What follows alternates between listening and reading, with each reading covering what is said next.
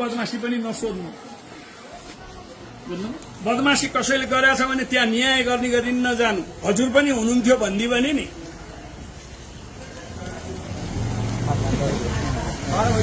पछि भयो तपाईँ बुझ्नुहोस् दान दाहिने हातले गरेको बायाँ हातले थाहा पाउनु हुँदैन बुझ्नुभयो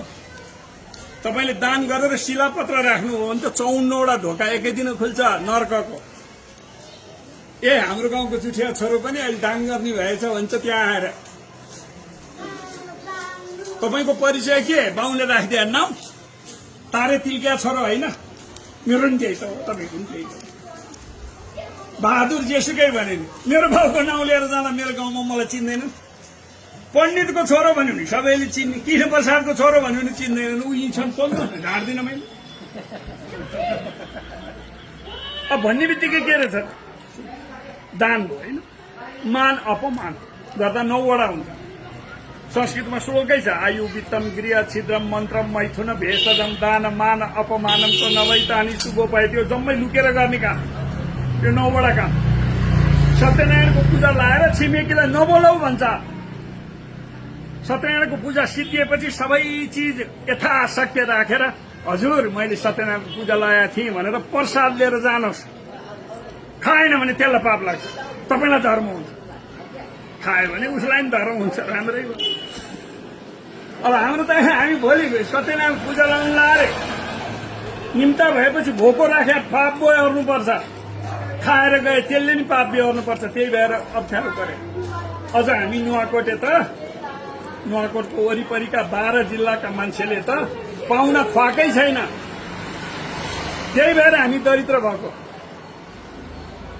पाउना भनेको हजुरको सोधेर खुवाउने होइन आउनुहोस् यता मेरो देउता हजुर आइपुग्नु भयो भनेर राखेर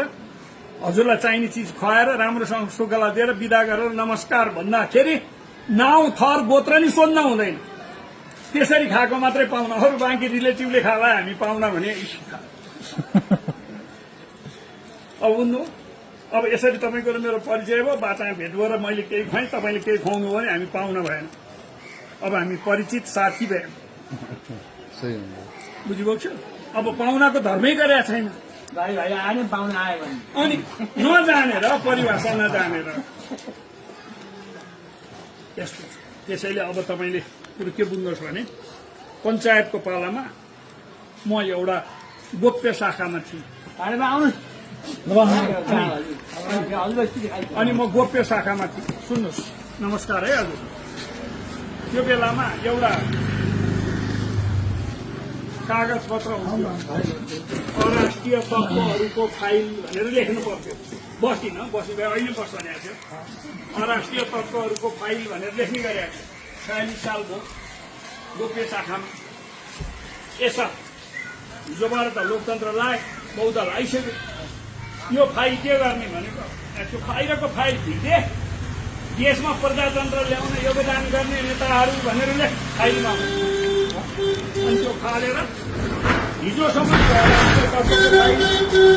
हामीले यसरी तपाईँको सबैको 3 पुस्ते बुझाउनु पर्थ्यो राज दरबारमा त्यो मान्छे सिडिओ दिन हुन्छ कि हुन्न भनेर सोध्थे राजाले स्थान विशेषको अफिसरलाई